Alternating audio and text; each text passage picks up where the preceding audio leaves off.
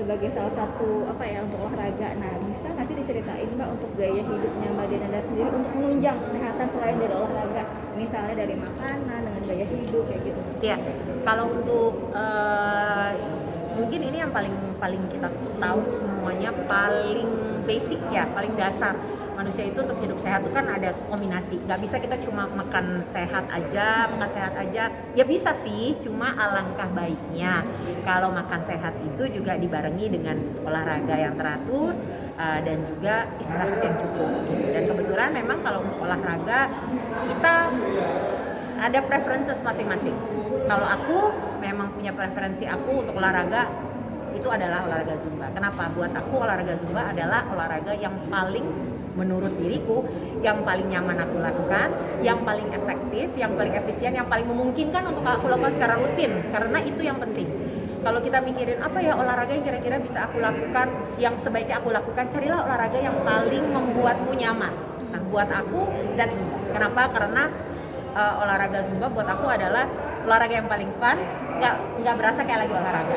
And for me that's important, karena buat aku olahraga yang seperti itu akan membuat aku tidak bosan, akan membuat aku bisa sustain untuk konsisten melakukan secara terus menerus gitu. Dan aku sendiri udah ngikutin olahraga Zumba sebagai partisipannya udah bertahun-tahun, jadi instrukturnya sendiri baru dari tahun 2020. So itu. Yang kedua, gimana caranya makan sehat? Kalau menurut aku makan sehat itu is all about balance.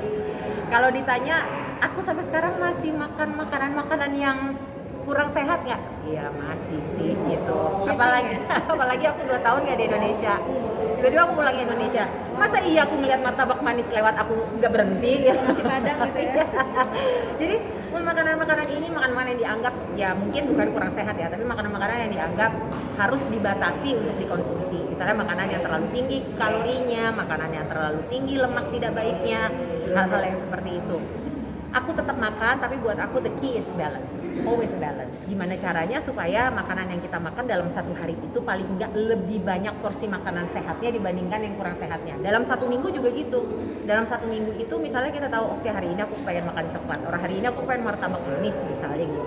Make sure bahwa dalam satu minggu itu frekuensi kita makan makanan yang terlalu tinggi kalori dan terlalu banyak lemak tak baiknya ini tidak lebih besar daripada frekuensi makanan kita yang sehat. Menurut aku sih kembali ke situ. Dan carilah seperti tadi aku bilang pemilihan terhadap olahraga, carilah juga pola makan yang kiranya juga paling sustainable, paling bisa kita konsisten lakukan. Karena key-nya menurut aku juga masih belajar sekarang, tapi key-nya menurut aku adalah konsistensi dan komitmen.